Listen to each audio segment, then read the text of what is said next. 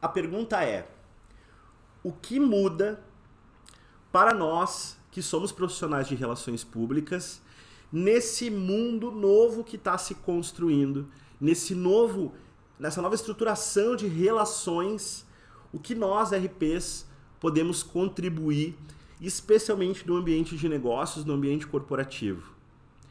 Essa é a pergunta que norteia esse vídeo que eu estou gravando para vocês a pedido do curso de Relações Públicas da Unicinos, tá? Eu sou um egresso daí, me formei em 2011 e eu vim aqui contar um pouquinho para vocês como está sendo as adaptações, as mudanças e os desafios do meu negócio. Eu atuo na área de consultoria, né, de comunicação, e como eu estou levando isso também, essa experiência e debatendo com os clientes da minha consultoria, como a gente está se adaptando, como a gente está se reinventando, como a gente está modificando a forma de fazer negócio e se relacionar.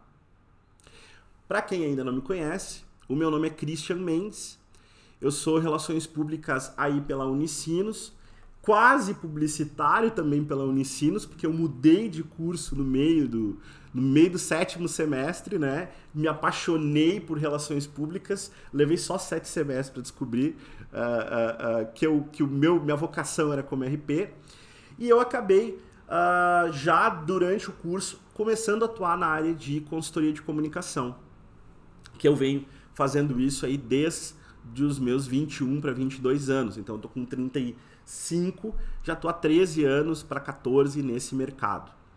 O que acontece, né?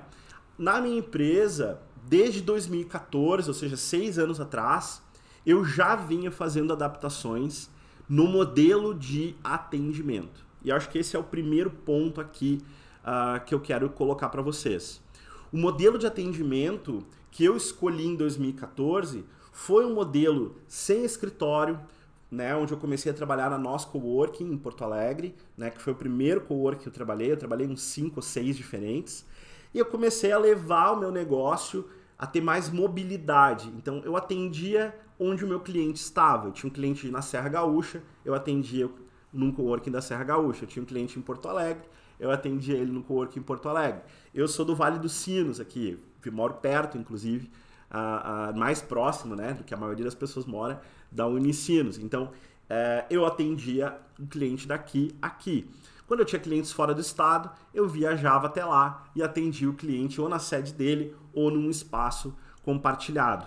Então isso, de certa forma, veio me preparando para esse momento, né? Eu nunca imaginei, ninguém acho que nunca imaginou, exceto Bill Gates e outros virologistas, né, que aconteceria uma pandemia como que aconteceu e que as nossas relações mudariam de uma forma tão profunda, tão rapidamente, né?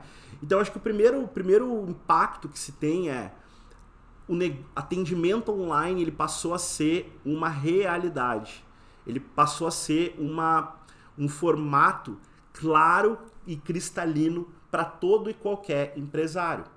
Eu digo para vocês que, da minha experiência trabalhando em grandes mercados, como por exemplo de São Paulo, isso já é uma realidade lá há um pouco mais de tempo. Por quê? Porque quando a gente está em São Paulo, tu se deslocar em São Paulo de um bairro para outro, ou até às vezes mesmo dentro do mesmo bairro, dependendo de que local que tu tá, ele leva um tempo tão grande que pra gente fazer uma reunião rápida de 15, 30 minutos, por exemplo, não valeria a pena atravessar a cidade, gastar talvez 1 hora, né, para fazer uma reunião curtinha de 15 minutos. Então eu sinto que os grandes centros já estavam mais prontos e preparados para fazer esse atendimento remoto, tá? Eu acho que essa é a primeira grande mudança. Parece meio óbvio assim que eu estou falando, mas eu sinto que as empresas agora elas já têm isso como um modelo. Então, quando tu for propor daqui a pouco uma entrevista, né, tu vai poder propor uma entrevista remoto, ninguém vai ficar chocado com isso. Quando tu for propor um atendimento de prestação de serviços, tu como autônomo ou freelancer, as empresas não vão se chocar com isso. Da mesma forma, se tu chegar para uma empresa, for contratada e dizer assim, olha, eu gostaria de trabalhar parte remotamente, né, parte dentro da empresa. Isso eu acho que vai ser uma realidade, uma grande mudança aí que a gente deve ter como legado do coronavírus. O segundo ponto, aqui principalmente para quem presta serviço, quem for prestar serviço de consultoria ou assessoria de comunicação, é o empacotamento e o tipo de serviço que tu vai prestar. Então eu priorizaria serviços que possam ser feitos online, serviços que possam ser tanto criados, né, concebidos em reunião de briefing, em reunião de brainstorm, criação de projeto, como também a execução desse serviço, a entrega dele, né?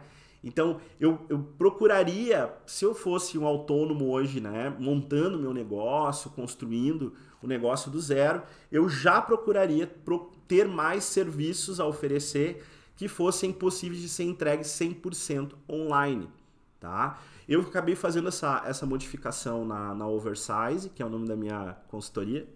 Qualquer semelhança não é mera coincidência com o meu tamanho. Em 2014, quando eu passei a atuar mais na área de planejamento e de estratégia, porque eu abri mão de muita coisa, né, de atuar como agência, de atuar como uma agência de assessoria, onde tu ia no cliente, tu entrevistava as pessoas e tal, para poder trabalhar remoto e para poder atuar no estratégico. Então, eu perdi, mas ganhei, né? Eu perco algumas coisas e ganho outras. Foi uma adaptação no modelo de negócio. Esse, para mim, eu acho que é o segundo ponto, é começar a repensar o que vocês estão fazendo. E vocês, dentro de uma empresa, mesmo que vocês não sejam os donos, os proprietários do negócio, vocês podem ajudar como RPs a estruturar uma nova forma de entregar valor, entregar serviço, entregar produto, né, para as empresas. Os RPs são craques nisso, né? Entender como é que a gente tem uma necessidade aqui do cliente, tem aqui a empresa, como é que se faz a articulação desses dois, né? Que canal que a gente vai usar, né? Como é que a gente vai se comunicar, com que frequência. A RP sabe fazer isso com maestria. Então eu acredito que é muito importante a gente propor esse tipo de reflexão. Então ponto 1, a questão do atendimento, e ponto 2, a questão do empacotamento do serviço, do modelo de negócio, tá? Sobre a questão de perspectivas, né? Então já muito ligado a isso, eu acho que nós temos 3 pontos que são importantes a gente olhar, tá?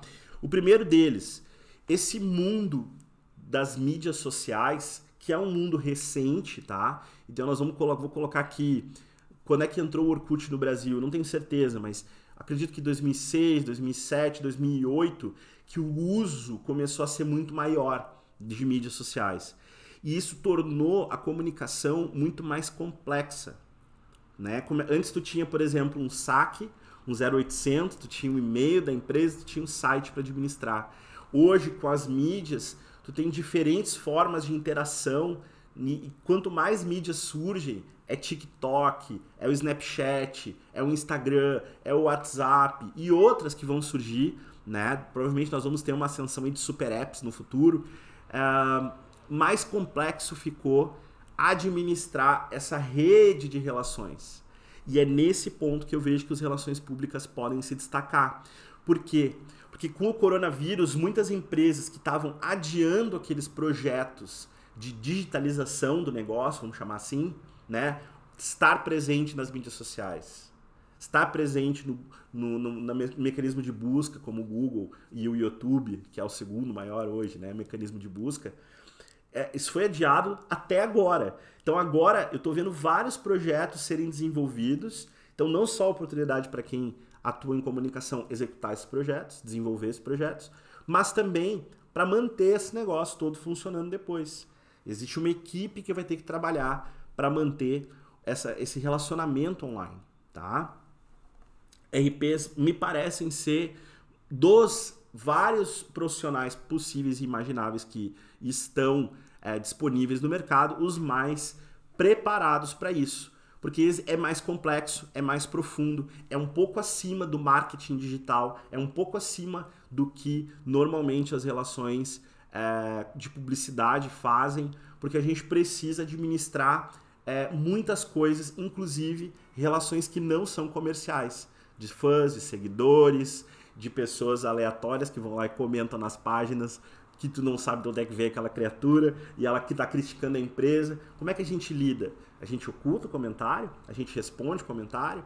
A gente apaga o comentário? Será que isso está certo? Não, né? Mas como é que a empresa lida com isso? O pessoal não sabe como fazer isso, né? Então é importante que o RP assuma esse protagonismo, tá? Outro ponto é que me parece assim que por olhar a visão de públicos, né, de uma forma mais holística, uma forma mais ampla, o Relações Públicas tem uma facilidade em ter mais empatia, tá? Empatia.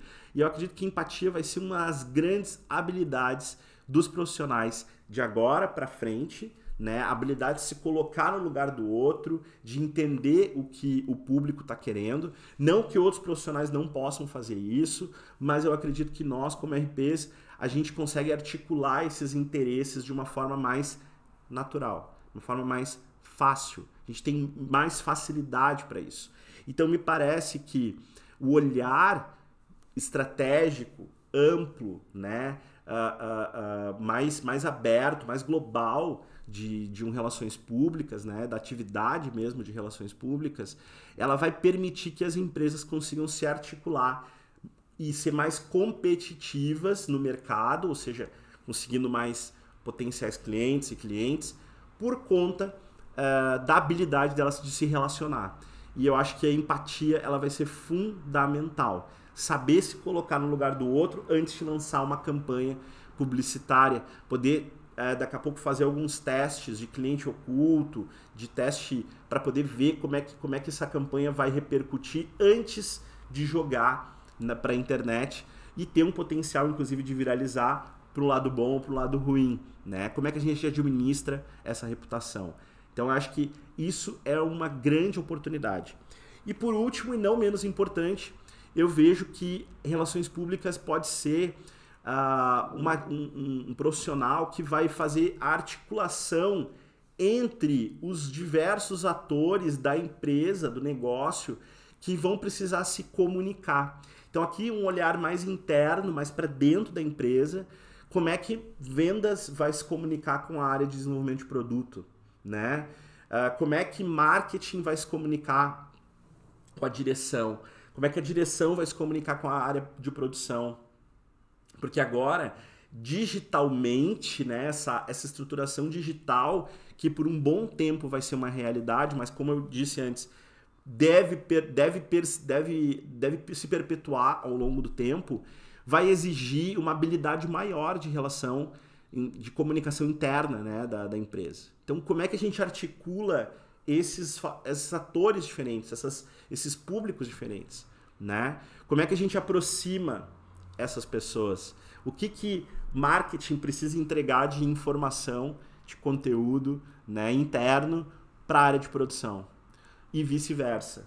Então, como é que esse jogo vai acontecer se nós não estamos mais no mesmo teto, no mesmo ambiente?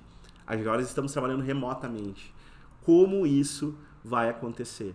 Então, isso é um desafio enorme, gigantesco, tá? Gigantesco, de foco, de atenção, de troca e de relacionamento, que eu acredito sim ser a nossa grande especialidade, tá? Espero ter contribuído para vocês, são esses os pontos que eu gostaria de trazer aqui para reflexão.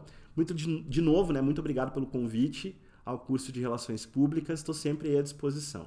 Um grande abraço e até o próximo encontro.